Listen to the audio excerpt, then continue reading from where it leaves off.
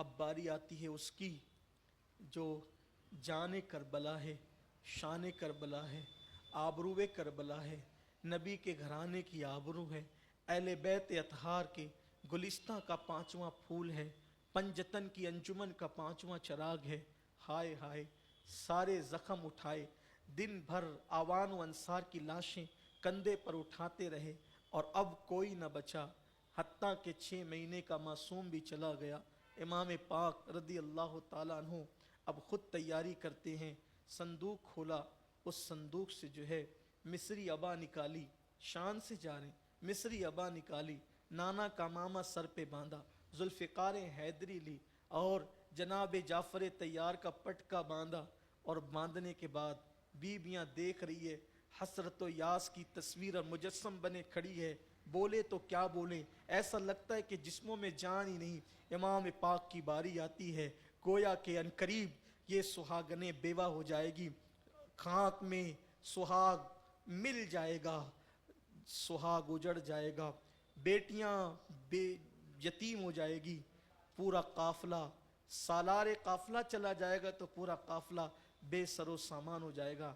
امام نے وصیت کی، میری شہادت کے بعد ماتم نہیں کرنا، نوحہ نہیں کرنا، بال نہیں نوچنا، چہرے پہ تماچے نہیں لگانا، صبر کرنا۔ زین العابدین امام سے کہا کہ بیٹے آپ سالار قافلہ ہو، محرم ہو، یہ قافلہ لے جانا۔ سیدہ سے کہا زینب جب یہ قافلہ تیرا مدینے پہنچے تو نانا کو سلام کہنا، اور جو تو نے دیکھا ہے وہ ساری داستان نانا کو سنا کہ اس امت نے میرے ساتھ کیا سلوک کیا، اور یہ بھی بتانا کہ جس حسین کو آپ اپنے کندھوں پہ سوار کرتے تھے، جس حسین کے لیے سجدے طویل کرتے تھے، اس نے قربانی دینے میں کوئی کوتاہی نہیں کی۔ نانا آپ سے کیا ہوا وعدہ وفا کیا، وعدے کو وفا کرنے میں کوئی کوتاہی نہیں کی۔ امام پاک وصیت کرنے امام زین العابدین کو سکینہ لپٹتی ہے، بابا میرے بابا آپ نہ جائیں، بابا جو جاتا ہے واپس نہیں آتا، چچا عباس گئے اب تک نہیں پلٹے، بھائی اکبر گیا اب تک نہیں آیا، قاسم گئے نہیں آئے، اونو محمد گئے نہیں آئے، جو جاتا ہے واپس نہیں آتا، آپ نہ جائیں بابا آپ کی سکینہ یتیم ہو جائے گی، بابا آپ کے بغیر ہمارا کون ہوگا، آپ کے سینے پر کون سوئے گا بابا، کچھ سکینہ کو سینے پہ کون سلائے گا بابا، بابا ہمارے ناز کون اٹھائے گا، آپ کو میں نہیں جانے دوں گی۔ امام نے سیدہ زینب کو سکینہ کو سونپا، آپ فرمایا سکینہ زینب تم جانتی ہو میں سکینہ سے کتنا پیار کرتا ہوں، میری بیٹی کو یتیمی کا احساس مت ہونے دے، میری بیٹی کو یتیمی کا احساس مت ہونے دینا، اس کو رونے مت دینا، اس کا خیال کرنا زینب۔ اور پھر بہت ساری باتیں کہی، اور جیسے رخصت ہونے لگے سیدہ نے ایسا لگتا تھا کچھ یاد ہے، کہا رکو بھائی رکو، اور ایک گٹھری کھولی، اور گٹھری کھول کر کے اس میں سے کئی پیوندوں والا ایک دوپٹہ نکالا، اور کہا بھیا اس دوپٹے کو جانتے ہو، بہن کے ہاتھ میں دوپٹہ دیکھا پھٹا ہوا پیوند لگا ہوا، اس دوپٹے کو جانتے ہو، دونوں بھائی بہن پھوٹ پھوٹ کے رونے لگے، اور اس کے بعد سیدہ نے کہا یہ دوپٹہ امی فاطمہ کا ہے۔ تیسری رمضان کو جب دنیا سے جانے لگی تھی تو کہا تھا کہ زینب میرا دوپٹہ کربلا میں لے جانا تاکہ پتہ چلے کہ میرا حسین کربلا گیا ہے تو ماں کے آنچل کے سائے میں گیا ہے۔ جس بیٹے کے ساتھ ماں کا پلو ہو بیٹا کبھی ناکام نہیں ہوتا، میرے بیٹے کو یہ میدان کربلا میں سونپنا جب وہ جا رہا ہو۔ حضرت بابا فرید الدین گنج شکر فرماتے ہیں، راحت القلوب میں یہ بات موجود ہے کہ فرماتے ہیں کہ کسی نے شب عاشور یا عاشورہ کی شب عاشور دیکھا کہ ایک بی بی ہے پردہ نشین جو کربلا کے میدان میں پتھر چن رہی، ایک پردہ نشین خاتون ہے جو پتھر چنتی ہے اور اپنی آستین سے کربلا کی زمین کو جھاڑو دیتی، اپنی آستین سے کربلا کی زمین کو جھاڑو دیتی ہے اور پتھر اور کنکر چنتی ہے۔ خواب دیکھنے والے نے پوچھا بی بی آپ کون ہیں؟ آپ کون ہیں, کیا کر رہی ہیں؟ پتھر چن رہی ہیں, آستین سے جھاڑو دے رہی ہیں. فرمایا میں فاطمہ بنت محمد ہوں, میں فاطمہ بنت محمد ہوں, اور یہ زمین کربلا کی زمین ہے. کل صبح میرا بیٹا حسین گھوڑے سے اسی مقام پر گرے گا, اپنی سواری سے اسی مقام پہ گرے گا, تو میرے بیٹے کو کنکر نہ چبھ جائے, اس لیے میں کنکر اٹھا کر کے زمین کو صاف کر رہی ہوں. یہ بابا فرید گنج شکر بیان فرماتے.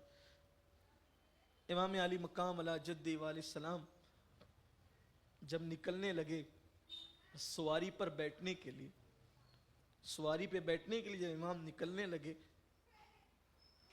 تو چونکہ سواری پر سوار کرانے کے لیے کوئی لگام پکڑنے والا, کوئی بٹھانے والا تو چاہیے تھا. سارے خیمے خالی تھے. کل تک کے جو خیمے گجگجا رہے تھے جوانوں سے, خوبصورت چہروں سے, آج وہ سارے خیمے خالی, سب خیمے خالی ہو گئے. امام پاک صبر و رضا کا مجسم تھے. جب جانے لگے تو احساس ہوا کہ کوئی لگام پکڑنے والا بھی نہیں ہے. سیدہ زینب نے کہا حسین رکو, خاندان کی ریت نبھائی جائے گی,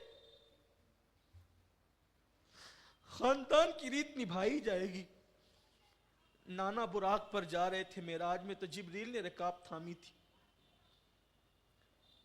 نانا سوار ہوتے تھے تو علی رکاب تھامتے, علی سوار ہوتے تو حسن حسین رکاب پکڑتے تھے, اور حسن سوار ہوتے تھے تو حسین, حسین سوار ہوتے تھے تو حسن, اور حسین سوار ہوتے تھے تو عباس.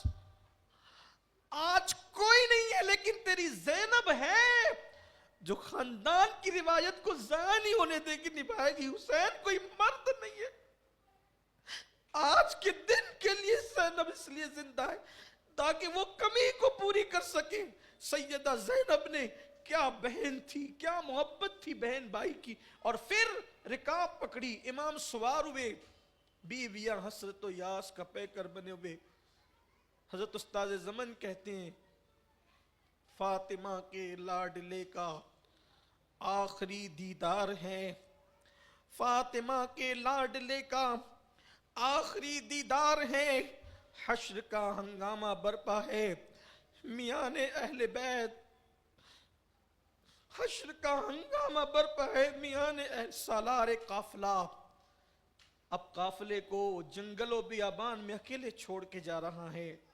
بیویوں کا سہاگ اجڑ رہا ہے, بھائی کا لاشان قریب دیکھنے کو ملے گا, بچیاں یتیم ہوگی, ننھے ننھے بچوں کے سر سے سایہ اٹھ جائے گا پدری کا.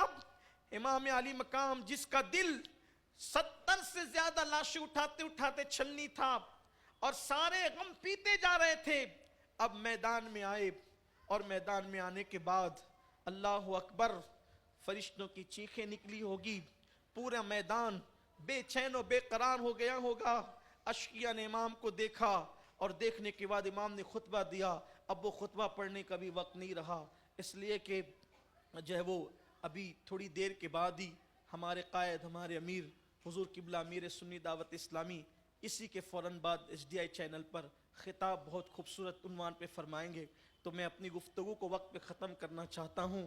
امام نے جب وہ خطبہ دیا, وہ خطبہ بھی طویل ہے, لیکن امام علی مقام, امام عرش مقام سامنے آئے, اور آنے کے بعد ان ظالموں نے بڑے بڑے پہلوانوں کو بچا کر کے رکھا ہوا تھا, اور پھر ان ظالموں نے ان پہلوانوں کو لایا. امام نے سب سے مقابلہ کیا, تھک چکے تھے, ہارے نہیں تھے, تھک چکے تھے, ہارے نہیں تھے. امام نے جو ہے وہ سب کا مقابلہ کیا. حالانکہ سوچو ذہن پہ کتنا دباؤ ہوگا, تھوڑی دیر غور کرو, سوچو ذہن پہ کتنا دباؤ ہوگا.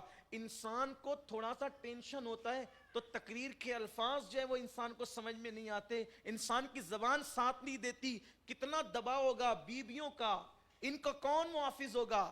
بیویاں چھوڑ کے جا رہے ہیں, پورا قافلہ ہے, خواتین اور بچے رہ گئے, کوئی نہیں بچائے. ان کا کیا ہوگا, یہ مدینے تک کیسے جائیں گے. اور پھر علی اکبر جیسا شہزادہ, قاسم جیسا بھتیجا, اون و محمد جیسے بھانجے, اور جناب عباس جیسا بھائی, اس طریقے سے گویا کہ پورا قافلہ لٹ گیا ہے. کیا زخم ہوگا, کیا درد ہوگا, کیا غم ہوگا. لیکن صبر و رضا کا مجسم حسین, نانا نے لعاب چسا کر کے کتنا حوصلہ, کتنی ہمت, کتنی طاقت, کتنی جرأت, کتنی بہادری, کتنی شجاعت دی تھی کہ امام علی مقام پے کرے صبر و رضا بن کر, صبر و رضا کا پہاڑ بن کر کے ڈٹے ہوئے ہیں, اور کشتوں کے پشتے لگاتے ہیں, اور اس کے بعد یزیدیوں کے چھکے چھڑاتے ہیں. بالآخر امام علی مقام پھر پلٹ کر آئے, بیویوں کو آخری سلام کہا, اور سلام کہنے کے بعد پھر کچھ وصیتیں کی, اور وصیت کرنے کے بعد امام علی مقام جب پلٹے, چاروں طرف سے گھیر لیے گئے. ابن جریر طبری کہتے ہیں 72 یا 73 زخم امام علی مقام کے جسم پر تھے.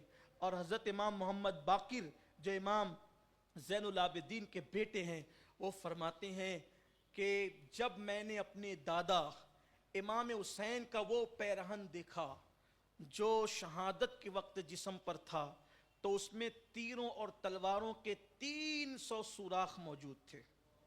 یہ روایت بھی موجود ہے کتابوں کے اندر. تو اور ایک تیر امام علی مقام, امام عرش مقام علی جد علیہ السلام کی پیشانی پر لگا, پیشانی پر تیر لگا. پورا وضو چھلنی تھا, خون سے لہو لہان تھے. اور گویا کہ آج میدان کربلا میں استاد زمن نے بڑا خوبصورت نقشہ کھینچا ہے. کہتے ہیں فرشتوں کا تانتا ایسے بن گیا تھا کہ افق کربلا بھر گئی تھی. آج رسول اللہ بھی موجود تھے, جسے پالا تھا, کندھوں پہ بٹھایا تھا, جس کے لیے سجدے طویل کیے تھے. وہ کیسے امتحان دیتا ہے, حضور بھی امتحان دیکھنے آئے تھے, علی مرتضیٰ بھی تھے, سیدہ فاطمہ بھی تھی, ارواح انبیاء بھی تھی, ارواح صالحین بھی تھی, سب دیکھ رہے تھے نبی کا نواسہ کس شان سے امتحان دیتا ہے. حسین آج اپنے امتحان میں کامیاب تھے. امام علی مقام علی جد علیہ السلام نے زخموں کے گجرے پہنے تھے اور خون کا صحرا سجایا تھا, خون کا صحرا سجایا, زخموں کے گجرے پہنے, اور جیسے ہی سواری سے آپ نیچے آئے, مدینے کی طرف رخ کر کے کہا, یا رسول اللہ, جو آپ سے وعدہ کیا تھا وہ وفا کر دیا, جو آپ سے وعدہ کیا, نانا جان جو آپ سے وعدہ کیا تھا آج وہ وفا کر دیا ہے. اور پھر آسمان کی طرف رخ کر کے کہتے, مولا حسین تو تجھ سے راضی ہے, ذرا تو بھی بتا کیا تو حسین سے راضی؟ سب لٹا کر کا تو بھی حسین سے راضی ہے. امام علی مقام نے یہ کہا, اور یہ کہنے کے بعد جو ہے آپ نے اپنے گھٹنے زمین پر ٹیک دیے, اور وہ زخمی پیشانی جس پر تیر لگا ہوا تھا, امام نے سر سجدے میں رکھا, حالت سجدہ میں سر رکھا. ایک بدبخت آیا, اور اس نے جیسے ہی امام کی گردن پر جو ہے وہ تلوار مارنی چاہیے, ہاتھ کانپ گئے اس کے. یہ منظر دیکھا, سیدہ زینب پکارنے لگی, ابن سعد کوئی رشتہ تو ہے, شرم کر, شرم کر, جس کو نبی کندھوں پہ بٹھاتے تھے اس کو تم ذبح کر رہے ہو. بی بی پاک نے یہ فرمایا, ابن سعد نے منہ پھیر لیا کیونکہ رہ کی حکومت تھی, سیدہ پاک جا نہیں سکتی تھی. امام پاک نے سر سجدے میں رکھا. ایک بدبخت نے امام علی مقام علی جد علیہ السلام کی گردن پہ تلوار مارا اور سر تن سے جدا کر دیا. انا للہ و انا الیہ راجعون, انا للہ و انا الیہ راجعون, انا للہ و انا الیہ راجعون. امام علی مقام کی گردن جیسے ہی تن سے الگ ہوئی, استاد زمن لکھتے ہیں شہادت جو گویا کے سرخ جوڑا پہن کر وہاں موجود تھی, حوران بہشت ٹھنڈے ٹھنڈے پانی لے کر موجود تھی، خوشبو سے گویا کہ عرض کربلا معطر ہو گئی تھی۔ حوران بہشت نے اپنی زلفوں کو گویا کہ بکھیر دیا تھا۔ کہاں ہے وہ فرشتے؟ استاد زمن کہتے ہیں کہاں ہے وہ فرشتے جو انسان کی پیدائش پر چوں چرا کرتے تھے؟ آج وہ کربلا میں آ کے حضرت انسان کی یہ قربانی دیکھ کر انی عالم و ما لا تعلمون کا راز سمجھ لیں، اس کی تفسیر دیکھ لیں، اور پھر امام علی مقام شہید ہو گئے۔ کہتے ہیں جیسے ہی امام شہید ہوئے آسمان سیاہ ہو گیا، سورج کو گہن لگ گیا۔ حالانکہ سورج کو گہن لگنا کسی کی موت و حیات سے اس کا تعلق نہیں، لیکن اللہ پاک، امام سیوطی لکھتے ہیں اللہ پاک جب اپنے جلال کا اور غضب کا اظہار کرتا ہے تو سورج کو گہن لگ جاتا ہے۔ سورج کو گہن لگ گیا، دن میں تارے نظر آنے لگے، اور پھر جو کچھ ہوا کل کی نشست ہمارے لیے اس سال کی آخری نشست ہوگی۔